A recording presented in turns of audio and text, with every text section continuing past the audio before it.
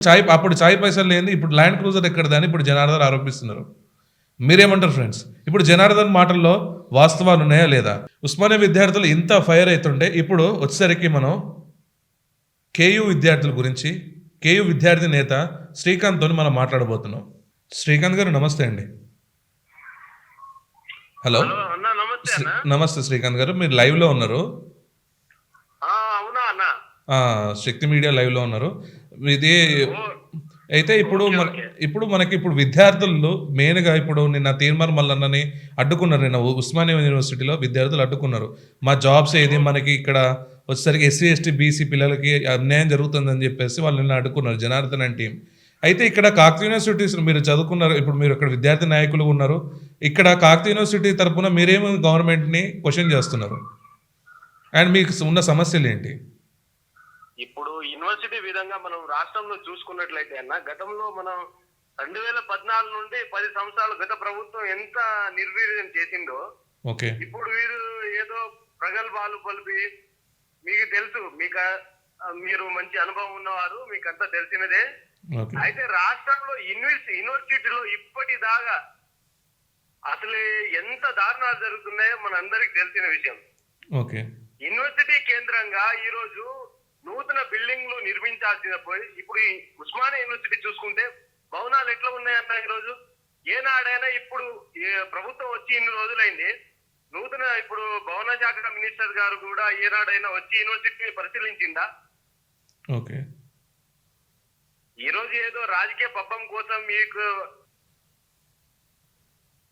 ఏదైతే ఇప్పుడు రాష్ట్రంలో మనం రాష్ట్ర వ్యాప్తంగా యూనివర్సిటీల్లో కానీ నూతన టీచింగ్ స్టాఫ్స్ కూడా భర్తీ చేయలేని పరిస్థితుల్లో ఉన్నారు. అలాగే గురుకులంలో చూసుకుంటే రాష్ట్రంలో గురుకుల పర్యవేక్షణ అధికారులు లేరు. హోంశాఖ, మన రాష్ట్ర ముఖ్యమంత్రి గారు హోంశాఖ ఆయన దగ్గరే పెట్టుకున్నాడు, విద్యాశాఖ మంత్రి ఆయన దగ్గరే పెట్టుకున్నాడు. ఆయన ఒక్క రాష్ట్రంలో విద్యాశాఖ మంత్రి లేకపోవడం ఎంత దారుణం అన్న. అసలే ఆయననే విద్యాశాఖ మంత్రి కూడా, ఆయన విద్యార్థి వేల మంది నిన్నటికి ఉన్న పక్క జిల్లాలో కూడా చనిపోయిన వాళ్ళు ఉన్నారు. రాష్ట్ర వ్యాప్తంగా ఇంత మంది కూడా చనిపోతుంటే, ఇంత మంది విద్యార్థి పరిషత్ ఏ విధంగా ఈరోజు రాష్ట్రంలో కనుక విద్యార్థి పరిషత్ లేకపోయి ఉంటే ఈ రోజు ప్రభుత్వాన్ని ప్రశ్నించే వాళ్ళు లేరు. ఈ వామపక్ష వాళ్ళు ఏముంటది, వాళ్ళేమో వసూలు బ్యాచ్ అయిపోయింది, దేశంలో కనుమరుగైపోయారు.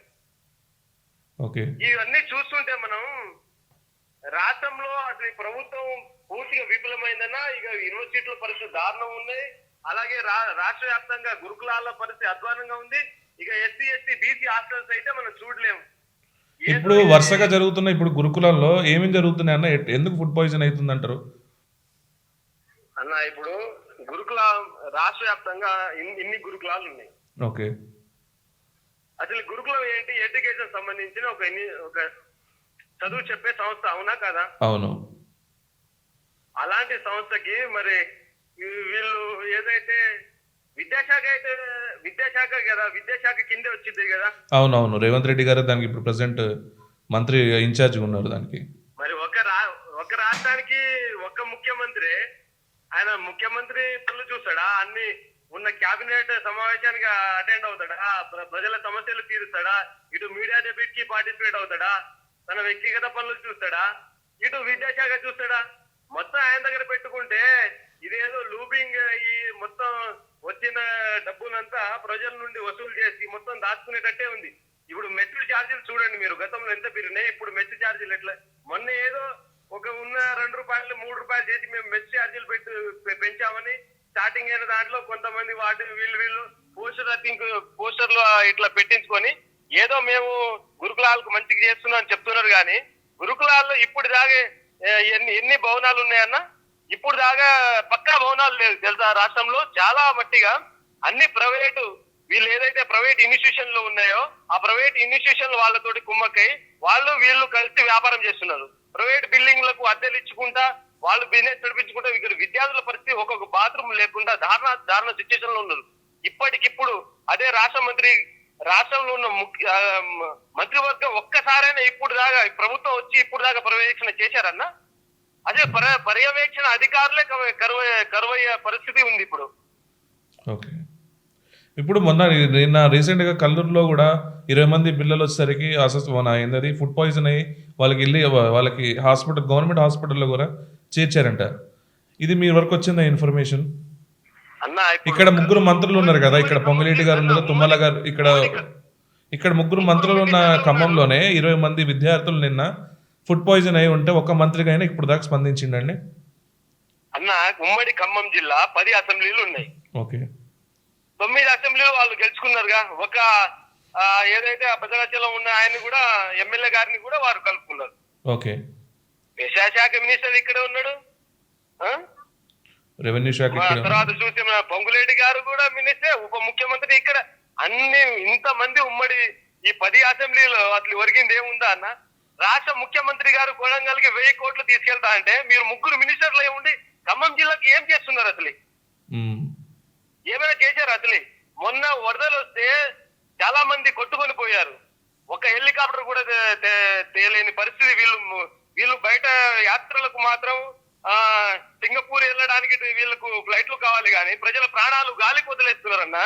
వీళ్ళు వ్యక్తిగతంగా వీళ్ళు స్వలాభం కోసమే వీళ్ళు మంత్రి పదవులు తీసుకొని రాజకీయాలు చేస్తున్నారు. కానీ వీళ్ళు ఉమ్మడి ఖమ్మం జిల్లా వ్యాప్తంగా ఎస్సీ ఎస్టీ బీసీ హాస్టల్ కానీ మొన్న కల్లూరులో జరిగిన ఏదైతే ఫుడ్ పాయిజన్ ఉందో, ఈ విద్యా అధికారులందరూ అసలు ఏమవుతుంది, అసలు డిఈఓ గారికి కంప్లైంట్ ఇచ్చినా కూడా వాళ్ళ మాట ఎందుకంటే ప్రైవేటు ప్రభుత్వం అంతా కలిసి ఒకటే అయిపోయింది కన్నా.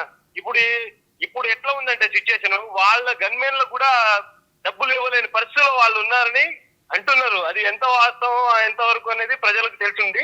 ఎందుకంటే విద్యార్థులు ఈ కల్లూరులో జరిగిన దాని మీద అయితే అసలు విద్యాశాఖ మినిస్టరే వాళ్ళ చేతిలో పెట్టుకున్నాక ఇంకా వాళ్ళని ప్రశ్నించే వాళ్ళు ఎవరున్నారన్న? పర్యవేక్షణ అధికారులు ఎవరున్నారు? వాళ్ళ ఇష్టరాజ్యం అవుతుంది. ఎందుకంటే ఇప్పుడు ఫుడ్ పాయిజన్ జరగడానికి ప్రధాన కారణం ఏంటంటే వాళ్ళు ఏం చేస్తున్నారు, అంతా టెండర్లు వేసుకుంటున్నారు. టెండర్లు వాళ్ళ వ్యక్తులకే ఇచ్చుకుంటున్నారు. వాళ్ళకు పైసలు కావాలి. ప్రజల జీవితాలు, పేద విద్యార్థుల జీవితాలు వాళ్ళకు అవసరం లేదు. విద్యార్థులతో ఏమైనా ఓట్లు వస్తాయా? 18 సంవత్సరాల నిండు హాస్టల్ విద్యార్థులు ఏమైనా మాకేం అవసరం అని అన్నట్టు. గతంలో కేసీఆర్ కూడా అంతే వివరించారు, వీళ్ళు కూడా ఇంతే వివరిస్తున్నారు. పెద్దగా తేడా లేదన్నా. ఓకే, మొత్తానికి మీరు ఏం డిమాండ్ చేస్తున్నారు ఇప్పుడు ప్రభుత్వాన్ని? ప్రభుత్వం వెంటనే విద్యాశాఖ మినిస్టర్ ని నియమించాలి. అలాగే రాష్ట్రంలో ఇప్పుడు చూసుకున్నట్లయితే మనం అసలు రాష్ట్రానికి హోంశాఖ మినిస్టర్ లేరన్నా. రాష్ట్రంలో ఎంత మంది ఇప్పుడు మనం అనేక ఘటనలు చూస్తున్నాం. చాలా మంది విద్యార్థులు పెడదారిన పడుతూ ఇంకా మనం ఇంకా అవేర్నెస్ ప్రోగ్రామ్స్ కూడా ప్రభుత్వం కండక్ట్ చేయాలన్నా. దానం జిల్లాల వ్యాప్తంగా జిల్లా వైజ్ గా కలెక్టర్ కు ఆర్డినెన్స్ ఇచ్చి ఈ డ్రగ్ నియంత్రణ అవన్నీ వాటి ఏదో చేస్తున్నారు. ఇది ఎకనామిక్ ఇయర్, ఎడ్యుకేషన్ ఇయర్ 2025-26 ఈ స్టార్టింగ్ లో 4 ప్రోగ్రామ్ చేస్తున్నారు. తర్వాత ఎవరి వారే చూసుకుంటున్నారన్న. మీకు తెలియదు అంతా తెలుసుగా మీకు. ఓకే, అదే మీ డిమాండ్స్ ఏంటి అంటే ఒక విద్యార్థి నాయకులుగా మీరు ఏమంటున్నారు? ఇప్పుడు ఏదైతే రాష్ట్ర వ్యాప్తంగా జరుగుతున్న ఈ ఫుడ్ పాయిజన్ మీద వెంటనే న్యాయ విచారణ జరిపించి ఉన్న అధికారుల మీద తక్షణమే చర్యలు తీసుకోవాలి.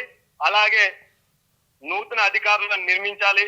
అలాగే ఎస్సీ ఎస్టీ బీసీ హాస్టల్స్ వసతులను కల్పించాలి. అలాగే రాష్ట్ర వ్యాప్తంగా గురుకులాల్లో జరుగుతున్న అవినీతిని వెంటగట్టాలి. అలాగే టెండర్లు న్యాయపరంగా చేయాలి.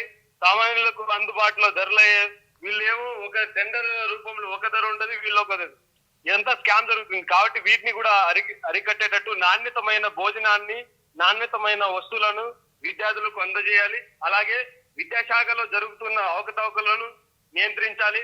అలాగే రాష్ట్ర వ్యాప్తంగా ఉన్న ఖాళీ పోస్టులను విద్యారంగంలో భర్తీ చేయాలి. అలాగే రాష్ట్ర వ్యాప్తంగా ఏదైతే విద్యార్థులకు రావాల్సిన స్కాలర్షిప్లు కూడా ప్రభుత్వం వెంటనే ఇవ్వాలని నేను డిమాండ్ చేస్తా ఉన్నాను. ఓకే అన్న, థ్యాంక్ యూ. చూసారుగా ఫ్రెండ్స్, ఏ విద్యార్థి నాయకుడిని కదిలించినా ఈ గవర్నమెంట్ మీద దుమ్మెత్తి పోస్తున్నారు. అది ఉస్మానియా యూనివర్సిటీ అవని, ఇటు కాకతీయ యూనివర్సిటీ అవని, ఎక్కడ చూసినా ఇంకా వంట వార్పులు ప్రోగ్రాం నడుస్తూనే ఉంది. ఇంకా విద్యార్థుల మదిలో ఏదైతే నీళ్లు, నియామకాలు, నిధులని చెప్పేసి మనం తెలంగాణ తెచ్చుకున్నామో ఇంకా నియామకాలు మనకి అందట్లేదని చెప్పేసి విద్యార్థులు ఘోష పెడుతున్నారు.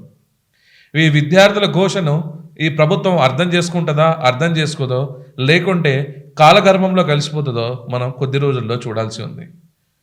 జై తెలంగాణ, జై హింద్ ఫ్రెండ్స్.